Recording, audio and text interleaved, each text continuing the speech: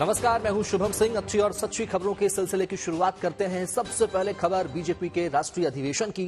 लोकसभा चुनाव में अब कुछ महीने ही बाकी है, लेकिन उससे पहले बीजेपी ने चुनावी बिगुल फूंक दिया है। राष्ट्रीय अधिवेशन के समापन संबोधन में पीएम मोदी ने न सिर्फ बीजेपी की जीत का रोड मैप बताया, बल्कि सियासी ताव दिखाते हुए कांग्रेस पर जमकर हमला बोला।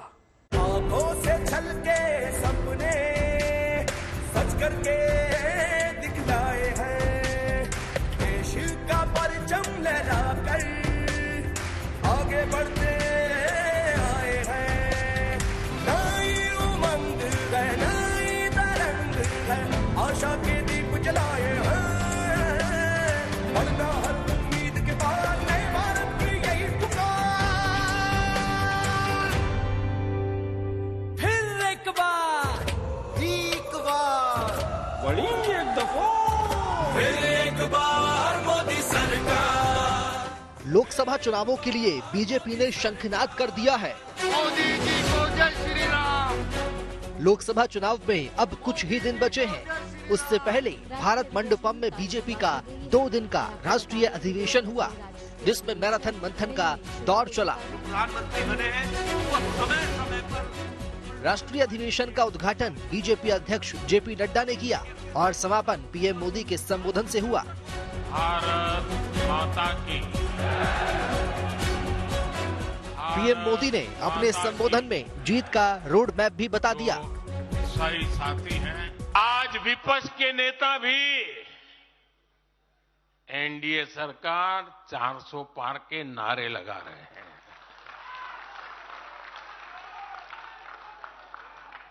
और एनडीए को 400 पार कराने के लिए भाजपा को 370 का माइलस्टोन पार करना ही होगा। बीजेपी पदाधिकारियों और कार्यकर्ताओं को प्रधानमंत्री के भाषण का इंतजार था। पीएम मोदी भी पूरी तैयारी के साथ आए थे। तीसरी बार फिर से एनडीए सरकार का रोड मैप बताने के लिए भी और विपक्ष पर चुन चुनकर हमला करने के लिए भी। दुनिया के विभिन्न देश भी बीजेपी की सरकार की वापसी को लेकर पूरी तरह आश्वस्त है। वो भी जानते हैं, दुनिया का हर देश जानता है, दुनिया की हर शक्ति जानती है, आएगा तो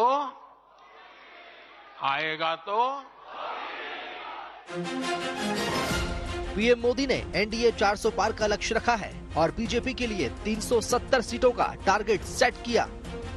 ये तभी मुमकिन होगा जब विपक्षी दलों की सीटें कम होंगी।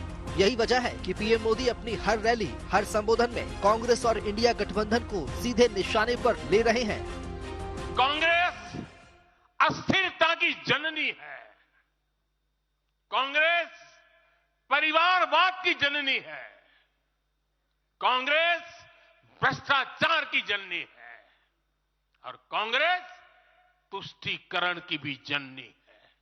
कांग्रेस में एक वर्ग है जो कहता है कि मोदी से तीखी नफरत करो, मोदी पर व्यक्तिगत आरोप लगाओ, मोदी की छवि खराब करने के लिए हर हथकंडे अपनाओ। एक वर्ग है। कांग्रेस के अंदर एक दूसरा वर्ग भी है जो कांग्रेस की मूल परंपराओं से निकला हुआ है, जो कहता है कि मोदी पर व्यक्तिगत आरोप, नफरत से कांग्रेस को बाहर निकालो। इससे कांग्रेस को और ज्यादा नुकसान होता है। बड़े मियां तो बड़े मियां। पीएम मोदी से पहले अमित शाह ने भी राष्ट्रीय अधिवेशन में तमाम विपक्षी दलों को परिवारवाद के मोर्चे पर घेरा। आम आदमी पार्टी, अगर मुझे कोई कहे कि इंडिया अलायंस क्या है, तो मैं इसकी एक ही व्याख्या करता हूं। 7 परिवारवादी पार्टियों का गठबंधन इंडिया अलायंस है। इससे ज्यादा कुछ नहीं है। जो अपनी पार्टी के अंदर डेमोक्रेसी नहीं स्थापित कर सकते, वो देश की डेमोक्रेसी की रक्षा नहीं कर सकते। ये देश की जनता को है। आपकी पार्टी लोकतांत्रिक पार्टी नहीं है। आपकी पार्टियां लोकतांत्रिक पार्टियां नहीं है। आप देश के लोकतंत्र का रक्षा नहीं कर सकते। मित्रों, अधिवेशन के अंतिम दिन बीजेपी ने बड़ा फैसला लेते हुए जेपी नड्डा को जून 2024 तक राष्ट्रीय अध्यक्ष बनाने के प्रस्ताव पर भी मुहर लगाई। यानी अब जेपी नड्डा लोकसभा चुनाव के बाद जून महीने तक बीजेपी के राष्ट्रीय अध्यक्ष बने रहेंगे। देश में लोकसभा चुनाव की तैयारियां तेज चल रही हैं। सभी पार्टियों ने अपनी कमर कस ली है। फिलहाल चुनावी तारीखों के ऐलान का इंतजार है, लेकिन उससे पहले सरकार और विपक्षी दलों ने अपने तरकश से तीर निकाल लिए हैं और इंतजार लोकसभा चुनाव का है। Bureau report, good news today. देश के रक्षा कवच को और मजबूत बनाने की तैयारी हो गई है। सरकार ने 85,000 करोड़ की रक्षा खरीद को मंजूरी दे दी है। इसमें सेना के तीनों अंगों के लिए आधुनिक हथियार और साजो सामान का सौदा किया जाएगा। खास बात यह है कि ज्यादातर सामग्री स्वदेशी होगी। रिपोर्ट देखिए।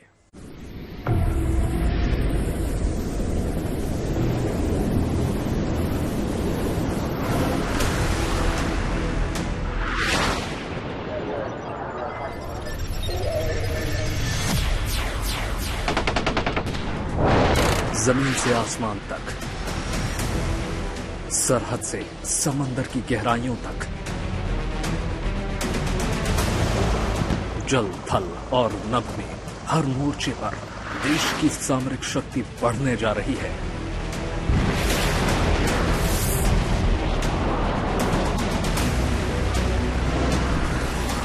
अब सेना के हर अंग को सशक्त बनाने की तैयारी हो रही है। इस दिशा में एक बड़ा कदम बढ़ा दिया गया है। इसके लिए अब करीब 85,000 करोड़ के उपकरणों और हथियारों की खरीद को मंजूरी दे दी गई है, जो आने वाले वक्त में भारतीय सेना की सूरत और सीरत बदल देगी।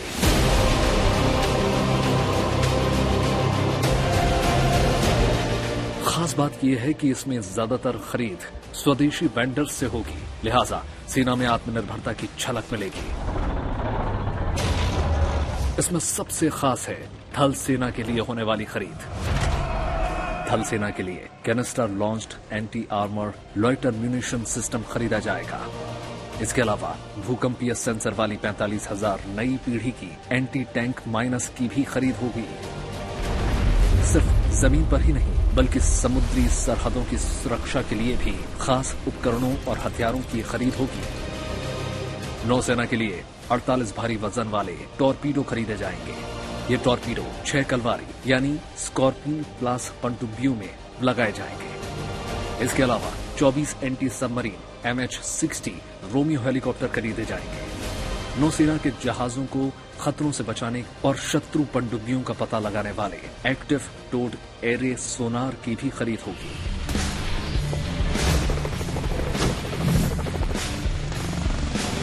सेना की हवाई ताकत को बढ़ाने पर भी काफी जोर दिया जा रहा है।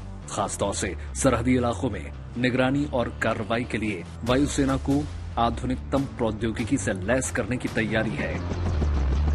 इस कड़ी में वायुसेना के लिए 6 नेत्रमार्क 1A airborne early warning and control system खरीदने की योजना है। इसका मकसद जासूसी और निगरानी है। इससे चीन और पाकिस्तान की सीमा पर नजर रखी जाएगी। 3 signal intelligence and communication jamming system खरीदे जाएंगे। इसके अलावा वायुसेना के लिए 6 हवा में ईंधन भरने वाले टैंकर विमान खरीदे जाएंगे। भारतीय नौसेना और तटरक्षक बल की निगरानी और सुरक्षा क्षमताओं को बढ़ाने के लिए मध्यम दूरी के समुद्री टोही और बहुउद्देशीय समुद्री विमानों की खरीद को भी हरी झंडी दे दी गई है। भारतीय सेना और अन्य बलों को हर तरह से मजबूत बनाने की तैयारी है। लिहाजा जो खरीद होने वाली है उसकी लिस्ट बहुत लंबी चौड़ी है। मकसद यही है कि आने वाले समय की चुनौतियों से निपटने के लिए न केवल सेना की ताकत बढ़े, बल्कि विदेशी हथियारों और उपकरणों पर निर्भरता भी घट जाए। मनजीत नेगी के साथ bureau report, good news today.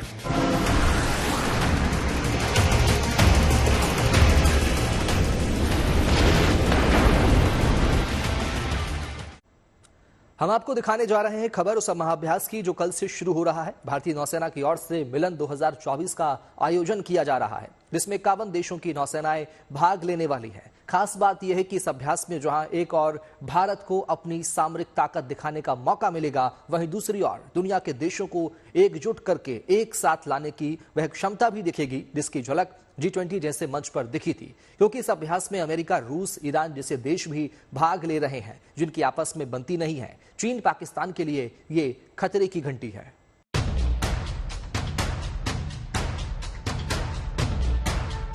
सबसे बड़े और सबसे अनूठे नौसैनिक अभ्यास का बिगुल बज चुका है। बंगाल की खाड़ी में अगले 9 दिनों तक समुद्र में रण कौशल की शानदार नुमाइश होगी। दुनिया के बड़े से बड़े और छोटे से छोटे देश अपने सामरिक हुनर को पेश करेंगे, तो साथ ही साथ समुद्री क्षेत्र में आपसी तालमेल और अमन चैन के लिए समन्वय बढ़ाने का खास मौका मिलेगा। विशाखापट्टनम के तट पर सोमवार से मिलन 2024 एक्सरसाइज का शुभारंभ हो रहा है। अभी ये दोनों हमारे जो एयरक्राफ्ट कैरियर हैं, विक्रमादित्य और विक्रांत, जो इंडिजिनस कैरियर है, वो दोनों पार्टिसिपेट कर रहे हैं इधर मिलन में।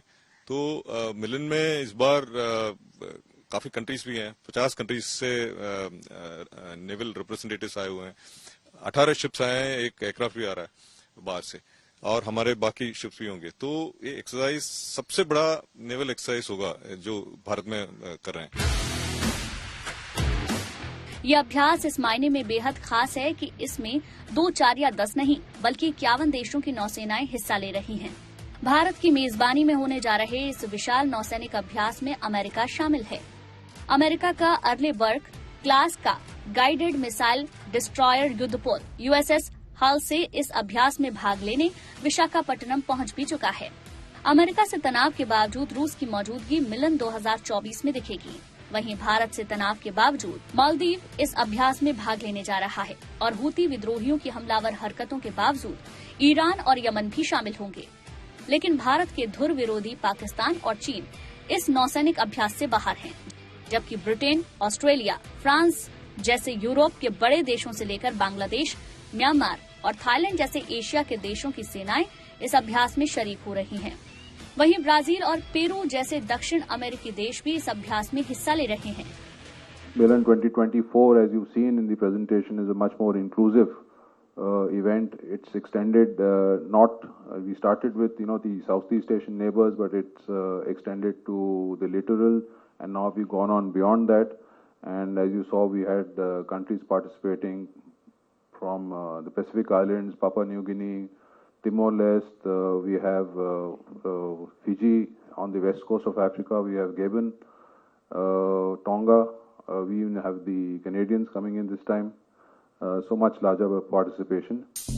मिलन 2024 अभ्यास 2 चरणों में होगा। इसका हार्बर फेज 19 से 23 फरवरी तक चलेगा। इस दौरान सांस्कृतिक आदान प्रदान और पेशेवर बातचीत पर फोकस होगा, तो साथ ही समुद्री डकैती, तेल रिसाव और हूती हमलों जैसे प्रमुख मुद्दों पर चर्चा हो सकती है। वहीं समुद्री चरण में समुद्री सुरक्षा से जुड़ी गतिविधियों पर फोकस रहेगा। इस दौरान पायरेसी से निपटने, सर्च और रेस्क्यू ऑपरेशन और मानवीय सहायता से जुड़े एक्सरसाइज होंगी। मिलन 2024 के समुद्री चरण में बड़े पैमाने पर युद्धाभ्यास की तैयारी है। इस दौरान भारत और दूसरे देश के युद्धपोत, विमान और जहाज अपने रण कौशल की नुमाइश करेंगे, तो साथ ही साथ पनडुब्बियों और दूसरे हथियारों के संचालन की भी झांकी देखने को मिलेगी। मिलन अभ्यास का ये 12वां संस्करण है, जिसमें रक्षा क्षेत्र में भारत की आत्मनिर्भरता की झलक मिलेगी। अगर हम 50 फ्रेंडली फॉरेन कंट्रीज के पर्सनल को हम दिखाएंगे और वो ऑन बोर्ड जाएंगे, देखेंगे, तो उनको पता चल जाएगा कि क्या क्या हमारा देश का टेक्निकल कैपेबिलिटी है, शिप बिल्डिंग कैपेबिलिटी है और कितना डेवलपमेंट हो रहा है देश में। तो इसलिए हम ये दोनों कैरियर को इधर लेके आए और पर्टिकुलरली विक्रांत को, और ये पहली बार ये दोनों एयरक्राफ्ट कैरियर एक साथ ईस्टर्न सीबोर्ड में ऑपरेट कर रहे हैं और पहली बार ये दोनों एयरक्राफ्ट कैरियर अलोंग साइड भी होंगे। समुद्री सुरक्षा के लिए दुनिया के देशों को एक मंच पर लाने की ये खास पहल भारत की ओर से की गई है। यह अभ्यास 1995 में शुरू किया गया था। 2022 में हुए इस अभ्यास में 39 देश शामिल हुए थे। वहीं इस बार इसमें भाग लेने वाले देशों की संख्या 50 से ज्यादा हो गई। खास बात ये भी है कि आपसी मतभेद और तनाव के बावजूद कई देश इसमें शामिल हो रहे हैं। लिहाजा चीन और पाकिस्तान जैसे देशों के लिए साफ संदेश है कि हिंद प्रशांत क्षेत्र में समुद्री सहयोग और सुरक्षा को बढ़ावा देना सभी चाहते हैं। Indian Navy transformed from a look east to an act east policy.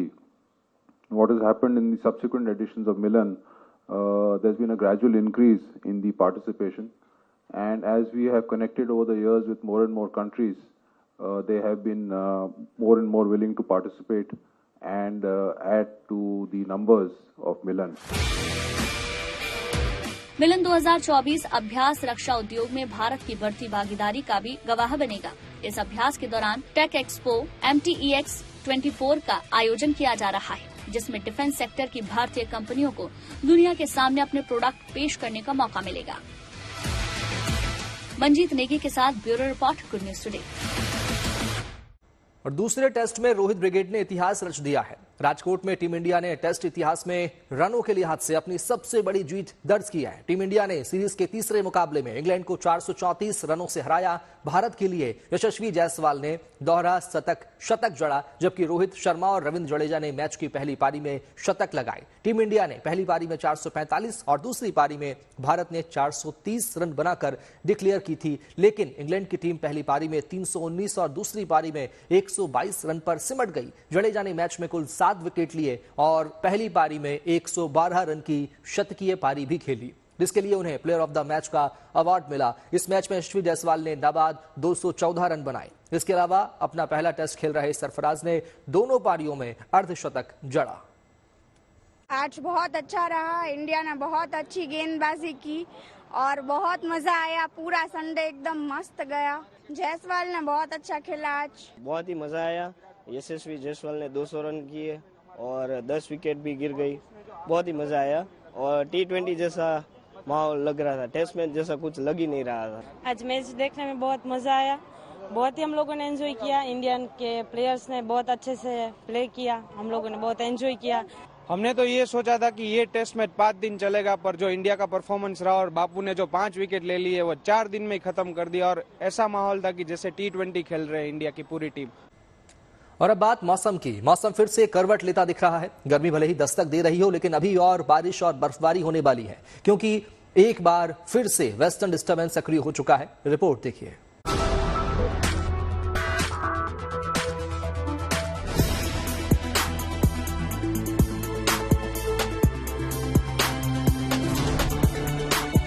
Kashmir की ऊपरी वादियों की ये तस्वीरें प्रदेश में बर्फबारी के ताजा दौर की गवाह हैं।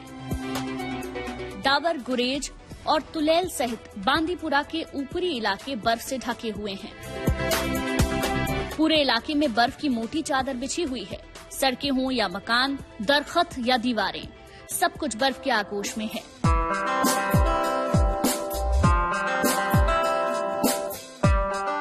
बताया जा रहा है कि उत्तरी कश्मीर में वेस्टर्न डिस्टर्बेंस के चलते हिमपात हो रहा है, जिसका असर दूसरे इलाकों में भी नजर आ सकता है। मौसम के जानकारों ने कश्मीर में अभी और बर्फबारी की भविष्यवाणी की है। जम्मू कश्मीर में 2 दिन बर्फबारी का ऑरेंज अलर्ट जारी किया गया है। बताया जा रहा है कि पश्चिमी हिमालय में वेस्टर्न डिस्टर्बेंस का असर दिख सकता है। इसके चलते 22 फरवरी तक कई राज्यों में बारिश और बर्फबारी हो सकती है। जम्मू कश्मीर, लद्दाख में तेज बारिश और बर्फबारी के आसार हैं। हिमाचल प्रदेश और उत्तराखंड में भी हिमपात और बारिश हो सकती है। वहीं देश के अधिकतर राज्यों में इस दौरान बारिश होने की संभावना है। वैसे तो राजधानी दिल्ली में मौसम का मिजाज बदला बदला दिख रहा है। मौसम के जानकारों की माने तो राजधानी दिल्ली में तेज ठंड का दौर खत्म हो चुका है। हालांकि ये भी बताया जा रहा है कि दिल्ली और आसपास के इलाकों में 19 से 21 फरवरी के बीच गरज चमक के साथ बारिश हो सकती है। मौसम विभाग के अनुसार इस पूरे हफ्ते दिल्ली का न्यूनतम तापमान 9 से 11 डिग्री सेल्सियस के बीच रह सकता है। वहीं अधिकतम तापमान 24 से 27 डिग्री के बीच रहने की संभावना है। लेकिन जम्मू कश्मीर, पंजाब, हरियाणा और दिल्ली से लेकर उत्तर प्रदेश, बिहार, ओडिशा से लेकर पश्चिम बंगाल तक कोहरे से अभी छुटकारा नहीं है। देर रात से लेकर सुबह तक पूरे उत्तर और पश्चिम भारत में धुंध और कोहरे की चादर ठंड का भी एहसास करा रही है। दिल्ली से कुमार कुणाल के साथ bureau report, good news today.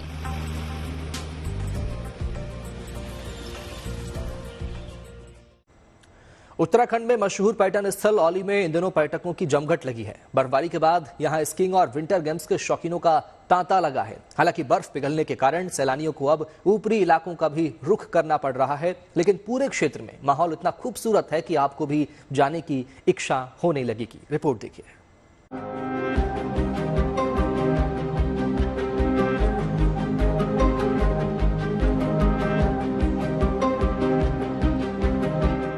वादियां, ये फिजाएं सैलानियों को बुला रही हैं। पूरा इलाका बर्फ से लकदक दिख रहा है। उत्तराखंड का ये मशहूर स्की रिजॉर्ट औली इन दिनों पर्यटकों से गुलजार है। बर्फ देखने के साथ साथ स्कीइंग और विंटर एक्टिविटीज का मजा लेने के लिए दूर दूर से लोग यहाँ पहुँच रहे हैं। फरवरी के शुरुआती दिनों में बर्फबारी के बाद यहाँ सैलानियों की भीड़ उमड़ पड़ी।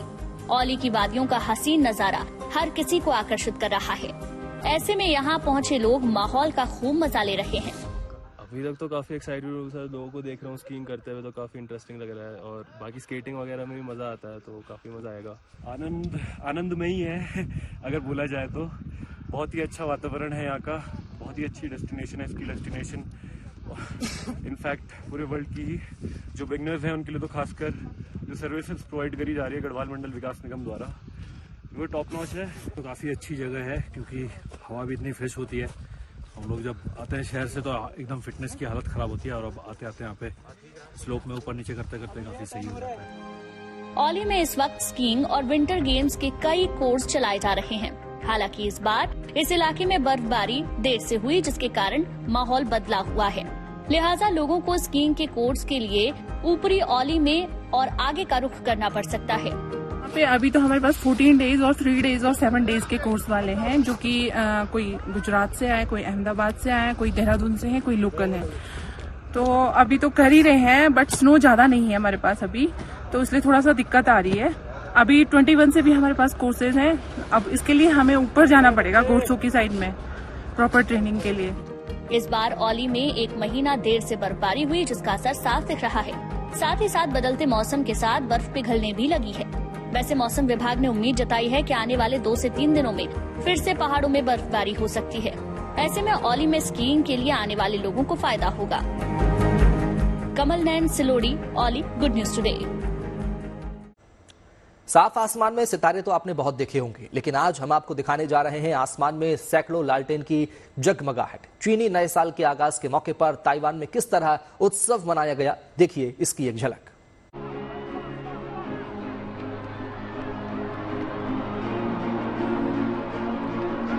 जमीन से हौले हौले उड़ान भरकर आसमान में तैर रही ये लालटेनें अनूठा माहौल रच रही हैं। लालटेनों की रोशनी से सारा आकाश जगमग हुआ जा रहा है और जमीन पर मौजूद लोग जश्न के इस माहौल का मजा ले रहे हैं। ये तस्वीरें ताइवान में न्यू ताइपेई के पिंगजी इलाके की हैं। हर साल की तरह इस बार भी यहाँ ये शानदार स्काई लालटेन फेस्टिवल मनाया जा रहा है। ये मौका चीनी नववर्ष ईयर ऑफ द ड्रैगन के स्वागत का है। आसमान में सैकड़ों लालटेनें छोड़कर लोग नए साल में खुशहाली की दुआएं कर रहे हैं और ये उम्मीद जता रहे हैं कि इन लालटेनों की रोशनी की तरह इनका जीवन भी हरदम जगमगाता रहे। हाल के दिनों में चीन के साथ बड़े तनाव को देखते हुए लोग लालटेनों पर शांति और खुशहाली की कामना का संदेश भी पोस्ट कर रहे हैं।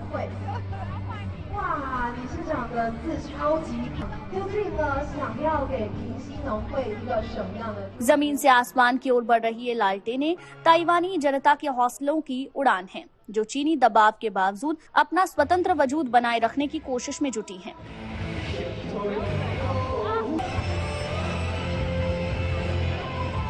ताइवान में स्काई लालटेन फेस्टिवल का आगाज 1999 में हुआ था। तब से हर साल न केवल न्यू ताइपेई बल्कि और भी तमाम इलाकों में लोग जमा होकर लालटेनें रोशन करते हैं और इन्हें आसमान में छोड़कर अमन, चैन और समृद्धि की दुआएं मांगते हैं। ये उत्सव कई दिनों तक चलता है। इस दौरान सांस्कृतिक कार्यक्रम भी किए जाते हैं और कला संस्कृति की झांकियां भी देखने को मिलती हैं। स्थानीय लोगों के अलावा एशिया और दूसरे महादेशों के सैलानी भी बड़ी तादाद में इस उत्सव का आनंद लेने ताइवान पहुंचते हैं। Bureau report, good news today. और उसी के साथ फिलहाल इतना ही। आप देखते रहिए गुड न्यूज टुडे।